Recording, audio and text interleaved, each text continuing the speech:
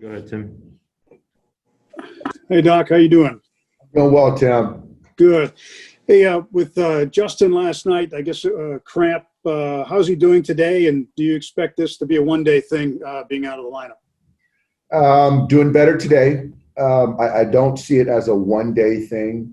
I think today he's going to kind of just go with the rest and recovery, treat it up, and probably do the same tomorrow, and come in on the off day Monday and treat it up and get moving, and we'll see where we're at for Tuesday.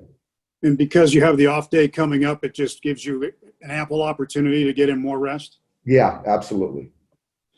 Gavin Lux back up. I know you described his swing earlier as complicated. Two parts. Do you see him now that he's here? Do you see him playing a little bit more? And how has that swing improved? It's really come along, and Gavin, to his credit, has put the work in at the secondary site, cleaned up his swing, taken a lot of the bats, and feels in sync. And so we got him in a game in San Francisco, which was good to kind of break him in, and now got him in there today. He'll be in there tomorrow against Gibson. So I think that right now the plan is to play him against right-handed pitchers. Okay. And we'll see him as a everyday guy going forward, but we got some other good players as well. You got right-handed pitchers today. Ross going. What do you need to see out of him, and what does he need to do to keep the ball in the ballpark? I just think for Ross, I just want to see him be super aggressive, and that's with his entire mix. This is can be a dangerous team. There are some lanes that you can pitch these guys, and Ross has got 4 different weapons to get left and right out. I just really want him to be aggressive, go as hard as he can for as long as he can, and expect good things to happen because Ross has got good stuff. And facing a very good pitcher in Lance Lynn, who's been one of the better guys in baseball this year, even though his team is under 500, he's got that elite cutter that he throws to go off his fastball that he always has located well. How do you approach Lance Lynn today, and where do you get your hits? Everything's hard. Everything's hard. It's sinking. It's cutting. It's got some rise. It's got a little bit of that invisible characteristic where you take a swing and you just don't know how you missed it. But it's high percentage fastballs, and you got to look up in the zone and hopefully try to put good swings on it. He's been a very good pitcher for quite some time, and I remember when he was in St. Louis. So he's doing a lot of nice things. Thanks, Doc. Yep. Next question is from Dave Vassay. Go ahead, Dave. Dave, with a player like Justin, who can have a high pain tolerance, is this a situation where you have to protect him from himself? Not necessarily. He does have a high pain tolerance. He wants to be out there, but he's very good at self-evaluating and understanding that, there's a governor in there and can play to the speed that he needs to, but he doesn't ever put himself in jeopardy to make it worse. So I think we're all in agreement where the next couple of days have him down, use that off day, and then we'll see where we're at on Tuesday. With that being said, what's the status of Edwin Rios? Do you expect him to be back soon? I do.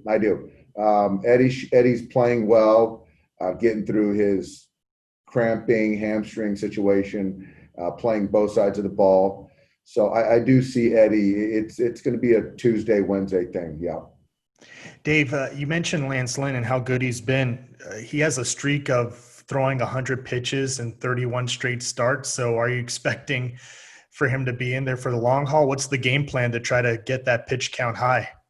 Yeah, I don't think there's really a game plan to get the pitch count high. He throws a lot of strikes and just try to put a good swing on a good pitch, and that's 1 through 9. Thank you. Yep. Next question is from Ken Gurnick. Go ahead, Ken. Just a few details on Turner. Is it the left leg? Which one is it? Yes. Yeah, left leg, Kenny. Okay, and is it still considered a cramp? I would say a low-grade strain. Okay, and is it related at all to when he got hit back in the back of that left knee? by the pitch? That's a very fair question. I don't know that answer, but I don't know because I don't know if it's in the same. I think it's sort of in the belly where he didn't get hit in the belly, so I'm not really sure. But yeah, the hamstring, there's a lot of muscles that are kind of tied together. Okay, thanks. Yeah. Got a question from Carrie Osborne. Go ahead, Carrie. Dave, with Justin again, with kind of Miles and kind of the bumps and bruises, do you feel like that you got to manage his workload a little differently this September, or do you think that he's a little more fresher comparatively because the amount of games that have been played in the DH? I actually, this injury withstanding, I think he's considerably more fresh. He does a great job taking care of himself. I think that we've done a great job as far as giving him off days, giving him DH days. We just, we're coming off an off day. So, I think we've done a good job. And then one more. We just talked to Tony Gonsolin. Can you just describe his level of calm on the mound, especially compared to, this point last year when he was just kind of coming up, getting his feet wet? Much more calm. And I think part of it is that we've given him more of a routine and a runway as far as when he's going to pitch. And also this is second time through for him. So he's familiar with all the surroundings, the players. So that's certainly part of it. But the credit goes to Tony. When he gets on that mound, he believes he's the best person. He's the best person on the field, and that's important.